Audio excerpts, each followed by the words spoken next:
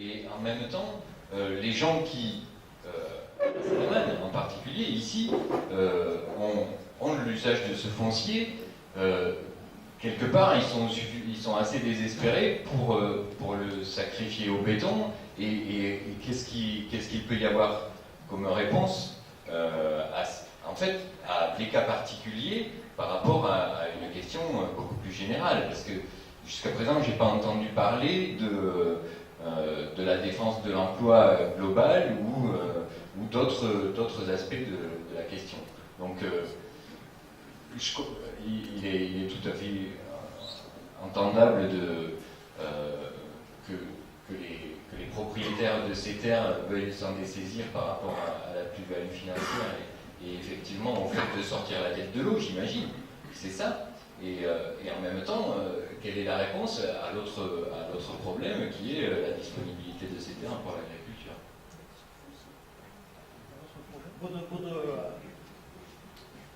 Votre mouvement là, il est intervenu sur le domaine de la Vagnac?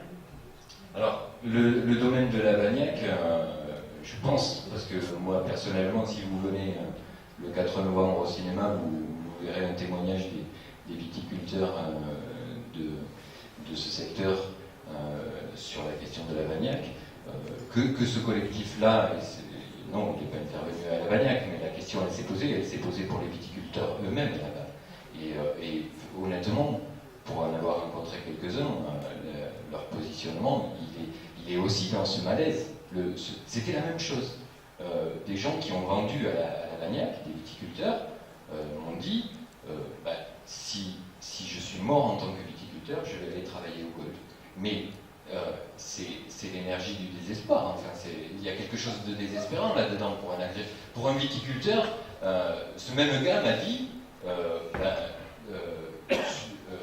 ça serait mon père, jamais j'aurais vendu. Donc il y a, quoi qu'il en soit, quoi qu'on en dise, il y a ce malaise dans le monde agricole de qu'est-ce que va devenir la terre agricole. Il n'y a pas de repreneur en viticulture. Moi j'ai 40 ans de profession. Vous venez me les acheter, je vous les donne. Puisque là, vous dites l'écologie, vous venez me les acheter. Qu'est-ce que vous attendez? J'ai 10 hectares là.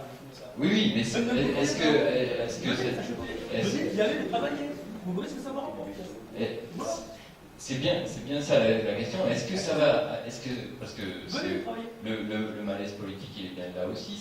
Est-ce que ça va se passer entre les individus ou est-ce que ça va être des choix de société? Est-ce que la collectivité, est-ce que la collectivité va se mouiller là-dedans?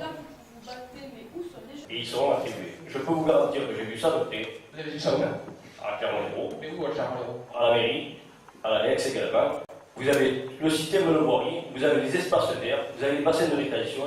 Une fois terminé, ça sera magnifique.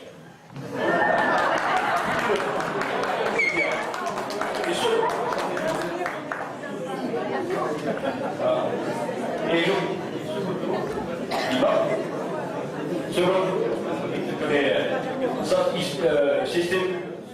C'est de toute taxe et compagnie, si ça produit l'évacuation, etc.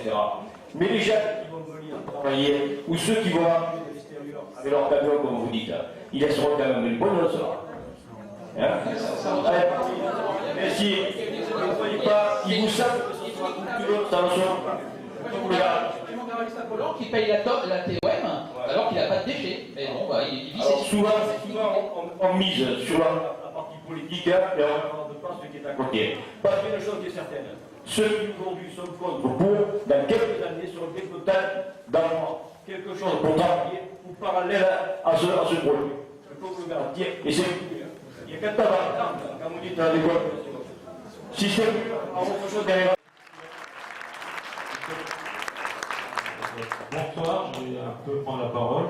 Donc, je suis Gérard Saez, donc un élu de Clermont-Lérault. Alors, j'aurais dû intervenir à la suite de mes deux collègues. Alors, on m'avait choisi pour parler de la démocratie locale. Pourquoi moi? Posez-vous la question. Alors, la démocratie locale, du côté politique, on ne va pas s'étendre là-dessus. C'est un autre sujet, c'est un autre combat. Je saurai le mener et nous saurons aussi le mener à plusieurs. Et nous aurons le moyen de nous expliquer là-dessus. Un autre point important, vous le lirez dans la presse dans quelques jours, je ne suis pas propriétaire du collectif de la Salamane, vous comprendrez. Je suis membre de ce collectif à titre personnel, d'accord? Alors, un point important, j'ai fait partie de la délégation qui a été donc rencontrée Système U. Effectivement, c'est clair que pour moi l'histoire a fait que je n'ai pas eu à reprendre la suite, hein, puisque même mon grand-père, donc, je ne sais pas si les vignes ont été arrachées depuis, j'imagine, donc je n'ai pas eu cette chance. Par contre, je suis depuis 20 ans à Clermont-Lérault, j'ai choisi d'y vivre. Je choisirais peut-être le jour de partir, mais si j'ai l'accent pointu, et comme d'autres dans cette salle, je pense que je peux aussi les représenter, hein, d'une manière peut-être aussi pour faire passer ce message. Je pense que le discours, peut-être un peu direct de votre part, pour sectoriser les gens en disant vous n'êtes pas d'ici, vous êtes d'ici, ça fait un peu léger comme argument. En tout cas, je ne pense pas que ça puisse faire avancer beaucoup les choses. Moi, je veux vivre ici, je ne veux pas vivre dans ces conditions-là. La plaine de la Salamane, c'est clair, les gens du Super U l'ont dit. Monsieur Méry, pour ne pas le nommer, donc un des directeurs, a dit c'est un bâtiment industriel. Point.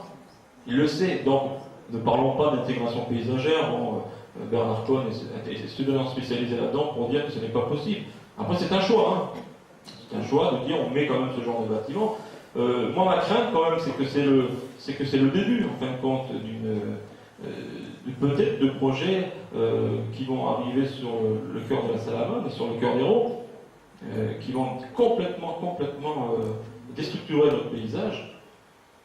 Et en tout cas, moi, en tant qu'élu, j'ai des responsabilités.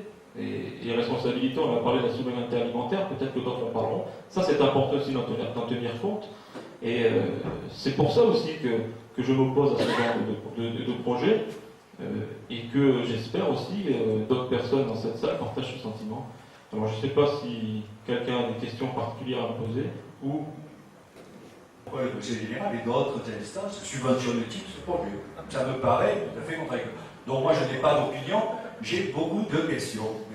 Voilà. Je crois que nous on va en rester aux mêmes questions, c'est-à-dire la contradiction entre le discours soi-disant environnementaliste et les actions destructrices. Et je pense qu'on a effectivement les mêmes questions et aussi peu de réponses. Et par contre, il y a une inquiétude qui... oui, je ne pas la question. Il y a une inquiétude qui émerge de tout ça, et je pense que c'est probablement le cas dans la salle, et en élargissant encore, c'est jusqu'où on va dans cette fuite en avant, c'est-à-dire 200 camions par jour, l'autoroute, mais comment on va gérer tous ces flux et qu'est-ce que ça va générer comme autre aménagement? Est-ce qu'il va falloir une déviation à Canet, un entrepôt? On peut se poser toutes ces questions-là. Effectivement, non, mais vous avez tous remarqué, je pense que tous les gens qui vivent ici ont remarqué les changements, des changements tout simples, hein, dans la circulation ici, en ce moment. Que je sache, on a tous perçu un changement dans la fluidité de la circulation ici. Ah, voilà. Donc, je pense que c'est effectivement cette question-là qu'on se pose. L'évolution du progrès est-elle... Je viens de faire 600 km. Les camions, j'en ai vu tâter plus. Oui. Et je ne peux pas leur dire, écarte-toi quand je ne passe pas. Ce qu'on va y travailler. Jusqu'à l'asphyxie. Non, à qu'à fixer.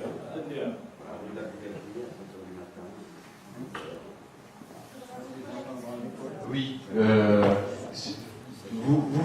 Juste une précision sur votre question. Votre question, elle portait